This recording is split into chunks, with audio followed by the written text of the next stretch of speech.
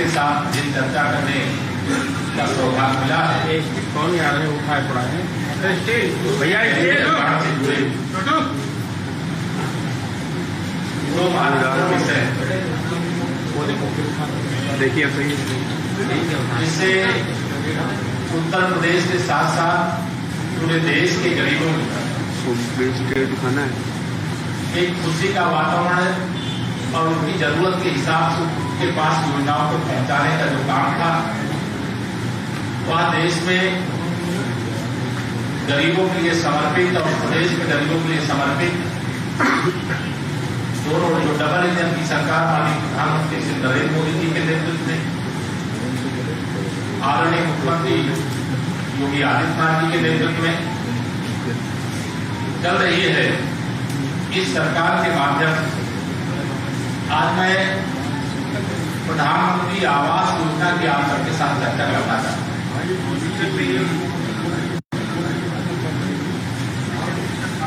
अगर मैं प्रदेश की बात करूं तो 2017 से पहले उत्तर प्रदेश में समाजवादी पार्टी की सरकार है और समाजवादी पार्टी की सरकार के समय प्रधानमंत्री आवास योजना के लिए भारत सरकार की ओर से आवासों की उपलब्धता कराए जाने की व्यवस्था किए जाने के बाद भी श्री अखिलेश यादव जी ने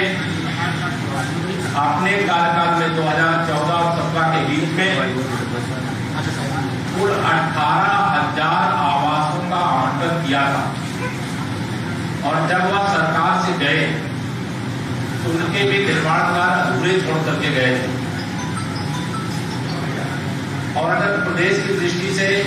2017 से 2022 की मैं आपके साथ चर्चा करूं तो उसमें इस बात पर हमें गर्व है कि हमारे माननीय प्रधानमंत्री जी के मार्गदर्शन में,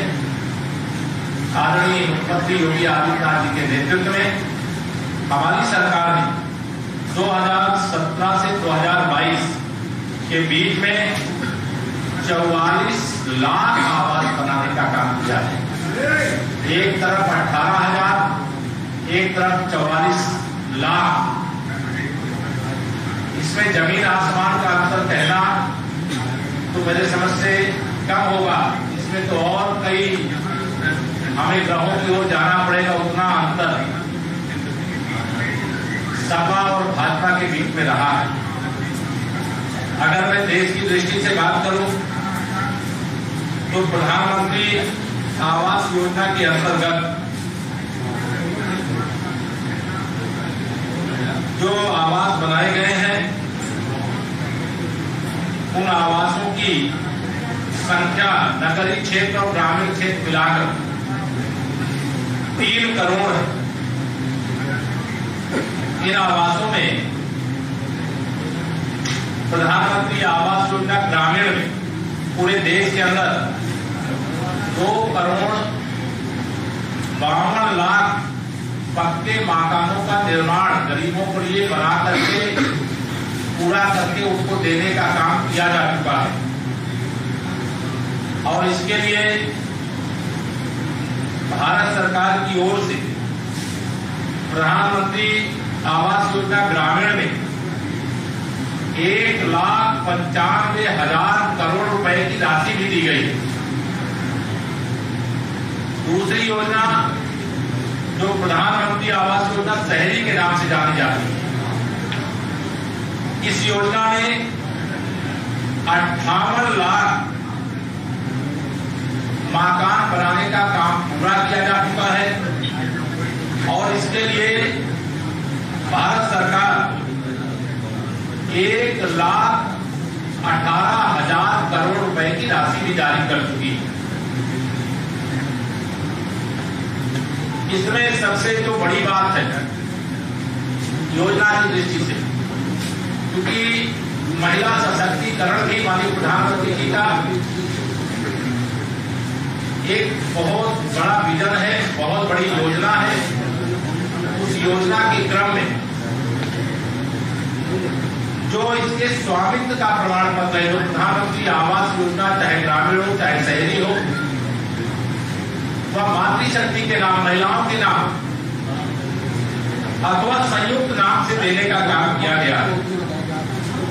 और जो प्रधानमंत्री आवास योजना के अंतर्गत आवास बनते हैं, आवास पाने वाले लाभार्थियों के घर शौचालय का निर्माण, उनके घर में प्रधानमंत्री सौभाग्य योजना से बिजली का कनेक्शन देने का काम, उनके घर में प्रधानमंत्री उज्ज्वला योजना के माध्यम से गैस का निःशुल्क कनेक्शन देने का काम और जल जीवन मिशन के माध्यम से उनके घर में पीने का पानी पाइपलाइन से उपलब्ध कराने का काम भी तीव्र गति से आगे बढ़ रहा है। मुझे आज इस बात की खुशी है कि अगर मैं उत्तर प्रदेश की दृष्टि से जब बात करता हूं तो मुझे अपना बचपन याद है। हमें से तमाम ऐसे साथी होंगे जो गांव के रहने वाले होंगे और गांव में रह करके तमाम आज भी ऐसे परिवार आपको देखने को मिलते होंगे जिनके पास अपना पक्का मकान नहीं है। जिनका पक्का मकान नहीं होता है, अगर वर्षा हो जाए तो गरीबों के घर में छाता भी नहीं होता था। जैसे मेरे ही घर में, मैं अपने घर का वर्णन करूं, आपके सामने चर्चा करूं, तो जब मैं छोटी आयु का था, मेरा भी कच्चा मकान, छप्पर के सहारे घर के बाहर बैठने की व्यवस्था, और वर्षा काल में अगर रात्रि के समय पानी बरसने लगे तो मेरी माता जी रात्रि के समय कोई सीढ़ी चढ़ने के, कोई पक्की या कच्ची सीढ़ी नहीं होती थी, बांस से बनी हुई सीढ़ी होती थी जिसके सहारे छत पे जाना। अगर रात में पानी बरस रहा है, पानी छूने लगे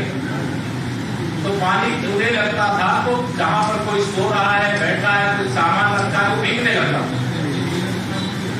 तो माता जी स्वयं रात्रि के समय, और ऐसा मेरे परिवार में लाखों करोड़ों परिवार के साथ ऐसा देश और प्रदेश के अंदर हुआ है जिनके सामने इस प्रकार के संकट रहे। जब रात्रि के समय छत के ऊपर जाकर के पानी जहां से भी आ रहा है, छू रहा है, उसको बंद करने का काम किया जाता था, तो छाता नहीं होने पे जो, क्योंकि खेती के काम से जुड़ा हुआ मेरा परिवार था, तो जो खाद की बोरी, उर्वरक की बोरी आती थी, वह बोरी के कारण से कुछ बोरी बच जाती थी खाद छिड़कने के बाद, उस बोरी को ही सर पे डाल करके उसी के सहारे छत पे जाया जाता। तो इस प्रकार के कष्ट से 3 करोड़ परिवारों को देश भर में मुक्ति दिलाने का काम देश के माननीय प्रधानमंत्री श्री नरेंद्र मोदी जी के मार्गदर्शन में जो किया गया है, वो अपने आप में अभिनव है। बहुत बड़ी एक तरह से यह योजना है। इस योजना में 3 लाख करोड़ रुपए से अधिक खर्चा किए गए। और अगर आपको मैं कांग्रेसी सरकारों के समय की याद दिलाऊं, तो उस समय की सरकारों के समय स्वयं कांग्रेस के प्रधानमंत्री के रूप में श्री राजीव गांधी जी ने संसद में खड़े होकर के कहा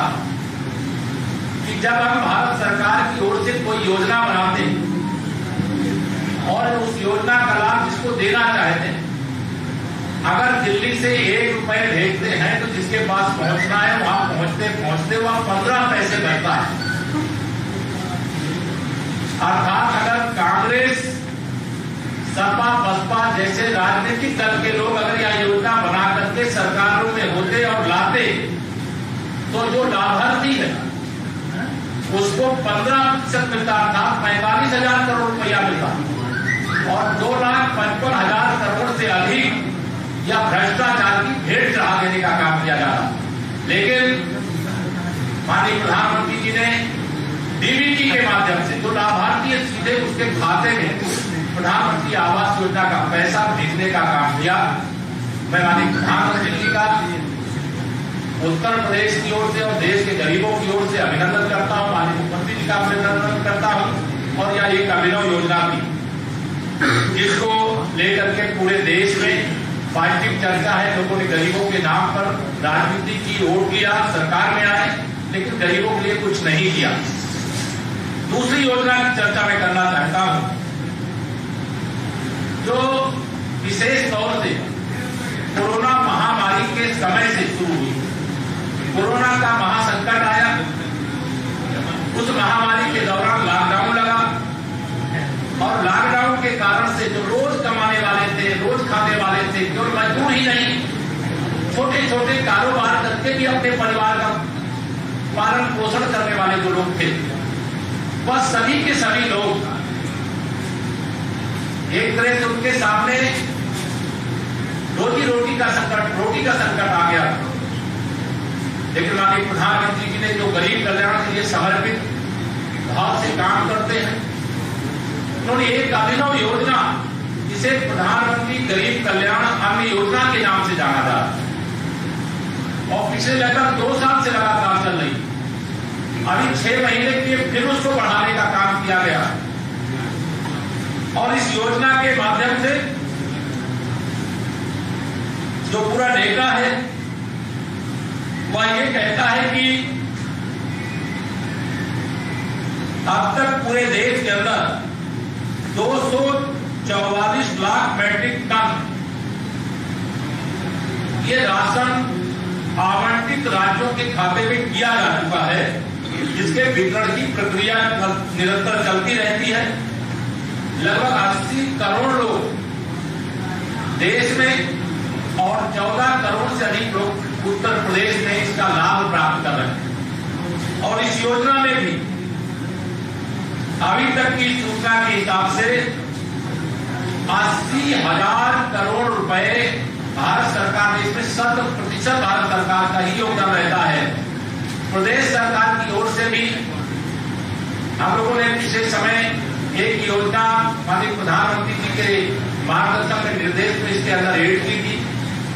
जिसमें प्रति यूनिट जो राशन दिया जाता था वो 5 किलो दिया जाता था, उसे बढ़ा करके फिर 10 किलो। और अभी प्रदेश सरकार ने भी उसको आगे बढ़ाने का काम किया है, इसकी चर्चा पूर्व में मैं आपसे कर भी चुका हूं। अब इस योजना के साथ साथ जहां गेहूं चावल है, उसके साथ साथ तेल भी, दाल अथवा चना और नमक, और जो अंत्योदय कार्ड धारक उनको चीनी के साथ यह राशन का किट उपलब्ध कराने का काम किया जा रहा है। अर्थात ये गरीब कल्याण के लिए एक ऐतिहासिक कदम था और इस कदम का परिणाम क्या हुआ? जैसे गरीब आदमी कोई उत्तर प्रदेश का है, वो दिल्ली रहता है, कोई महाराष्ट्र में रहता है, कोई गुजरात में रहता है, या उन राज्यों का कोई व्यक्ति उत्तर प्रदेश में, मध्य प्रदेश या गुजरात में रहता है। हमारी सरकार ने माननीय नरेंद्र मोदी जी के नेतृत्व में देश में एक कार्ड की व्यवस्था की, एक राशन कार्ड की व्यवस्था की। और मुझे बताते हुए ये खुशी हो रही है कि पूरे देश के अंदर लगभग 10% लोगों ने वन नेशन और वन राशन कार्ड के माध्यम से राशन अपने जहां उनका निवास का स्थान है, जहां के रहने वाले हैं, उस स्थान की जगह दूसरे स्थान से राशन प्राप्त करने का काम किया है। मैं आज की इस बैठक के माध्यम से आप सबको यह कहना चाहता हूं कि हमारी सरकार केंद्र की हो चाहे प्रदेश की हो, डबल इंजन की सरकार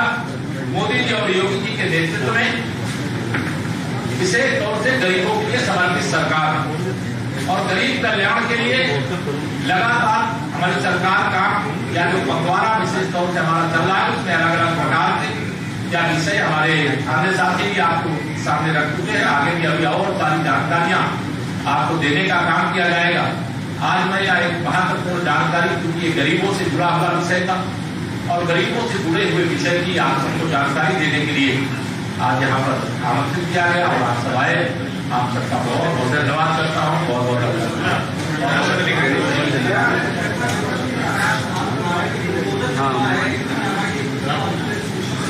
वो बहुत दुखद घटना है और उस दुखद घटना की बहुत गंभीरता से,